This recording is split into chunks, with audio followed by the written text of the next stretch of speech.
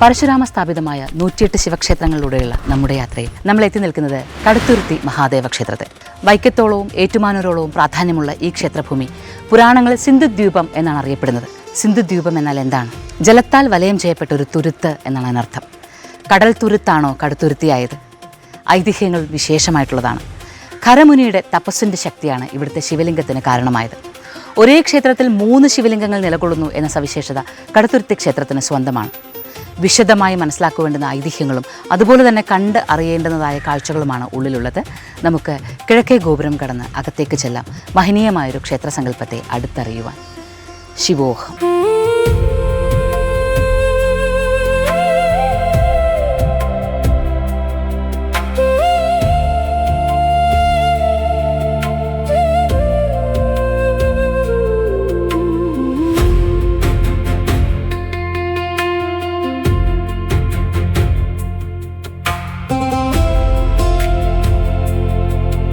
പരശുരാമനിലേക്ക് ജ്ഞാനഗംഗാഭാവത്തെ, പ്രവാഹത്തെ നൽകിയ തൻ്റെ ഗുരുവിനെ പരശുരാമൻ ആദ്യം ഈ ഭൂമിയിൽ വെച്ച് ധ്യാനിക്കുകയും തപസ് ചെയ്യുകയും ചെയ്യേണ്ടായി. ധ്യാനിക്കുമ്പോൾ തൻ്റെ ഗുരുവിനെ മനസ്സാൽ നനച്ചപ്പോൾ ആ ഗുരുവിൻ്റെ സാന്നിധ്യം ഇവിടെ വന്ന് നിറഞ്ഞിട്ടുണ്ടാവുമല്ലോ. അത് കഴിഞ്ഞൊരു കാലത്താണ് ഖരമാമുനി ശിവലിംഗങ്ങളുമായിട്ടുള്ള സഞ്ചാരം നടത്തുന്നത്. തീർച്ചയായിട്ടും ഇവിടെ ഉണ്ടാകുന്ന ചൈതന്യം ആ കൊണ്ടുപോകുന്ന ശിവലിംഗങ്ങളിലെ ചൈതന്യത്തെ ആകർഷിച്ചു. അങ്ങനെ ആകർഷിച്ച സമയത്താണ് ശിവലിംഗങ്ങൾക്ക് കനം കൂടുന്നതായി തോന്നുകയും ഇവിടെ ഇനി ആ കനം താങ്ങാനാകാതെ വന്നപ്പോൾ ഖരമുനി ഇവിടെ വന്ന് പ്രതിഷ്ഠ നടത്തുകയും ചെയ്തത്. ഓർക്കുക, 2 കൈകളിലും ഒരു ശിവലിംഗം, കഴുത്തിലിടുക്കി പിടിച്ച മറ്റൊരു ശിവലിംഗം. ഈ ശിവലിംഗത്തിൽ കുന്നിന് മുകളിൽ മധ്യത്തിലായി പ്രതിഷ്ഠിച്ച കടുത്തുരുത്തി ശിവലിംഗത്തിന് ഒരു പ്രാധാന്യം തീർച്ചയായിട്ടും ഉണ്ടാകുമല്ലോ.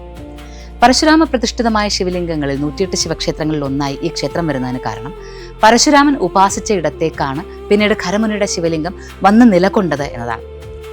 ശരിക്കും പറഞ്ഞാൽ ഒരു പ്രതിഷ്ഠിതമായ ഭാവം ഉണ്ട് എങ്കിലും സ്വയംഭൂ സാന്നിധ്യം ഇവിടെ നിറഞ്ഞു നിൽക്കുന്നു. സ്വയംഭൂ ചൈതന്യത്തെ കാണുവാനാകുന്നത് പരശുരാമൻ ഉപാസിച്ച ആ സ്വയംഭൂ സാന്നിധ്യം ഇവിടെ നിറഞ്ഞു നിൽക്കുന്നത് കൊണ്ടാണ്. അകത്ത് ഈ ചൈതന്യങ്ങളെ നമ്മൾ കാണുമ്പോൾ അത് കഴിഞ്ഞ് നമ്മളിങ്ങനെ വേമ്പലനാട് എന്നറിയപ്പെട്ടിരുന്ന ഒരു ദേശം, നാട്ടുപ്രമാണിമാരും ഒക്കെ ആയിട്ട് നിരുന്ന വേമ്പലനാട് വേമ്പനാട് എന്നറിയപ്പെടുകയും വേമ്പനാട് കായലിന് അങ്ങനെ ഒരു നാമം കിട്ടുന്നതിനുമൊക്കെ കാരണം ഈ ഒരു ദേശമാണ്. ഈ ദേശത്ത് കായല്, ക്ഷേത്രത്തിന്റെ ഒരു തെക്കും പടിഞ്ഞാറുമായിട്ട് കായലാണ് ഒരു കാലത്തുണ്ടായിരുന്നത്. അതുകൊണ്ടാണ് ഈ പ്രദേശം തുരുത്ത് എന്നറിയപ്പെട്ടത്. വേമ്പലനാട് അല്ലെങ്കിൽ വേമ്പനാട്ട് രാജാക്കന്മാർ ബിംബിലാധരന്മാർ എന്നാണ് ഒരു കാലത്ത് അറിയപ്പെട്ടിരുന്നത്. ബിംബിലാധരന്മാർ എന്നും അറിയപ്പെട്ടിരുന്നു. അതുകൊണ്ട് അവരുടെ മൂർത്തി ബിംബിലപ്പൻ എന്നുള്ള നാമത്തിലൊക്കെ അറിയപ്പെട്ടിരുന്ന കാലത്തും കടുത്തുരുത്തിയായിരുന്നു ആ രാജാക്കന്മാരുടെ പരദേവതാ സ്ഥാനമുള്ളത്. വേമ്പലനാട് പിന്നീട് 2ആയിട്ട് പിരിഞ്ഞ് തെക്കുംകൂറും വടക്കുംകൂറുമായി മാറിയ കാലത്ത് വടക്കുംകൂറിന്റെ തലസ്ഥാനമായിരുന്നു കടുത്തുരുത്തി. അവരുടെ രാജധാനിയായിരുന്നു കടുത്തുരുത്തി. അവരുടെ പരദേവതയായി തന്നെ മഹാദേവൻ നിലകൊള്ളുകയും ചെയ്തു. ഇങ്ങനൊരു ചരിത്ര പ്രാധാന്യം കൂടി കടുത്തുരുത്തിക്കുണ്ട് എന്ന് മനസ്സിലാക്കിക്കൊണ്ട് പരശുരാമനാൽ ഉപാസിക്കപ്പെട്ട, അതേസമയം ഖരമുനിക്ക് അനുഗ്രഹങ്ങൾ നൽകിയ ആ മഹാശിവലിംഗത്തിനെ നമുക്ക് മാതൃഭാവത്തിലും പിതൃഭാവത്തിലും കണ്ടുകൊണ്ട് വന്ദിക്കാം. ശിവോഹം, ശിവോഹം.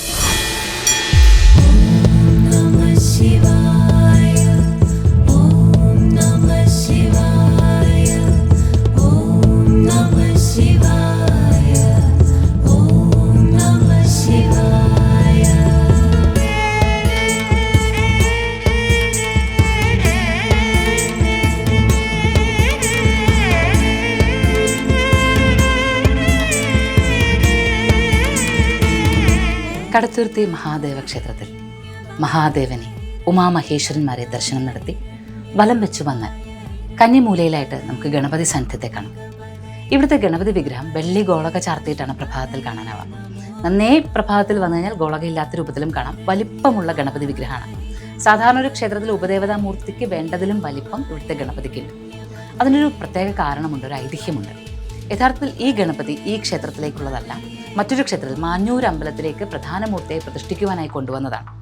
ഇങ്ങനെ കൊണ്ടുവരുന്ന വേളയിൽ വളരെ ദൂരത്തു നിന്നാണ് വിഗ്രഹം നിർമ്മിച്ചത്. സവിശേഷമായ വിഗ്രഹമായിരിക്കണം, എടുപ്പുണ്ടായിരിക്കണം, തുമ്പിക്കൈ തെളിഞ്ഞിട്ടുണ്ടാവണം, കണ്ണുകൾ തെളിഞ്ഞിട്ടുണ്ടാവണം എന്നിങ്ങനെ നിഷ്ഠയോട് കൂടിയിട്ടാണ് വിഗ്രഹം ഒരു നിർമ്മാണം നടത്തിയത്.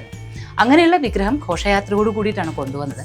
മാഞ്ഞൂർ അമ്പലത്തിലേക്ക് പോകുന്ന വഴിക്ക് ഒന്ന് വിശ്രമിക്കുവാൻ വേണ്ടിയിട്ട് ഇവിടെ ഈ ക്ഷേത്രഭൂമിയിൽ വെക്കുക. അന്ന് ക്ഷേത്രമാകെ അഗ്നിക്കിരയായതിനു ശേഷം ശ്രീകോവിലല്ലാതെ ബാക്കിയൊക്കെ തകർന്നു കിടക്കുകയായിരുന്ന ഒരു അവസ്ഥയായിരുന്നു. അപ്പോൾ അതുകൊണ്ട് തന്നെ ചുറ്റമ്പലമോ അങ്ങനെ ഒന്നും ഉണ്ടായില്ല.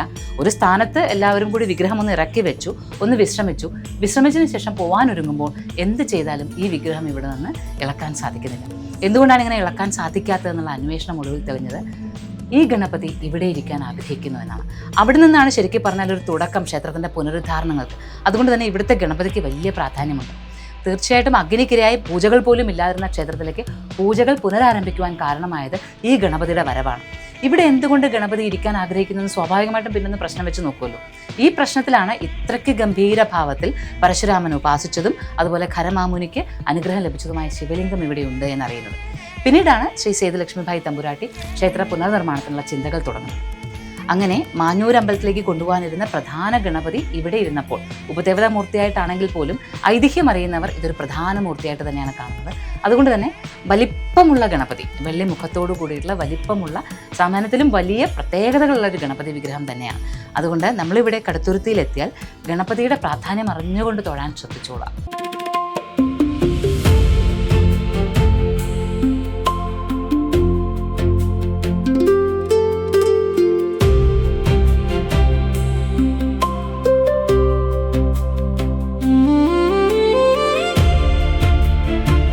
പാണ്ഡ്യ രാജാക്കന്മാരുടെ പിന്തുടർച്ച അവകാശം പറയാവുന്ന അങ്ങനൊരു ചരിത്രമുള്ള തെക്കൻകൂർ വടക്കൻകൂർ വേമ്പനാട് കായലിൻ്റെ തീരത്തുണ്ടായിരുന്ന തുരുത്ത് പ്രദേശം.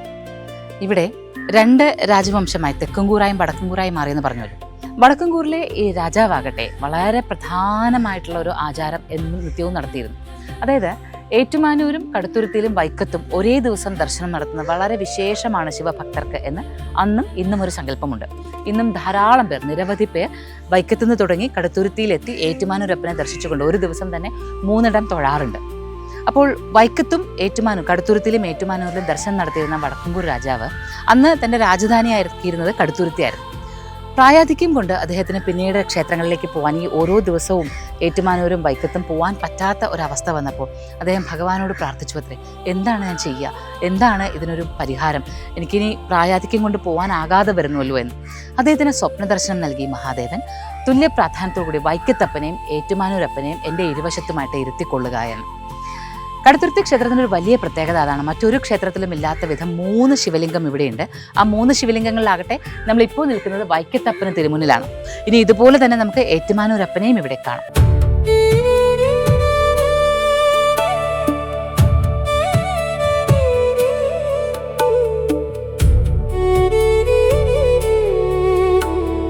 ഏറ്റുമാനൂരപ്പൻ എങ്ങനെയാണോ ഏറ്റുമാനൂർ ക്ഷേത്രത്തിൽ പടിഞ്ഞാറോട്ട് ദർശനമായിരിക്കുന്നത്, ഇവിടെയും അതുപോലെ തന്നെ പടിഞ്ഞാറോട്ട് ദർശനമായിട്ടാണ് ഇരിക്കുന്നത്.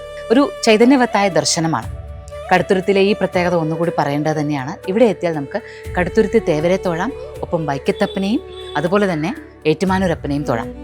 അപ്പോൾ വൈക്കത്തും ഏറ്റുമാനൂരും കടുത്തുരുത്തിയിലും ഒരേ ദിവസം ദർശനം നടത്തണമെന്നുള്ളത് ഏതെങ്കിലും വിധത്തിൽ സാധിക്കാതെ വരുന്നവർ നേരെ കടുത്തുരുത്തിയിലെത്തി ദർശനം നടത്തിയാൽ മൂവരെയും ഒരുമിച്ച്, 3 മൂർത്തികളെയും ഒരുമിച്ച് നമുക്ക് ദർശിച്ച് പ്രാർത്ഥിക്കുവാനാകും.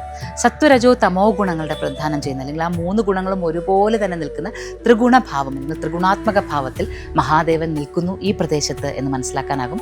ഒപ്പം ഏറ്റുമാനൂരപ്പൻ്റെ ദർശന സൗഭാഗ്യം കൂടി നമുക്ക് നേടിയെടുക്കാനാകും.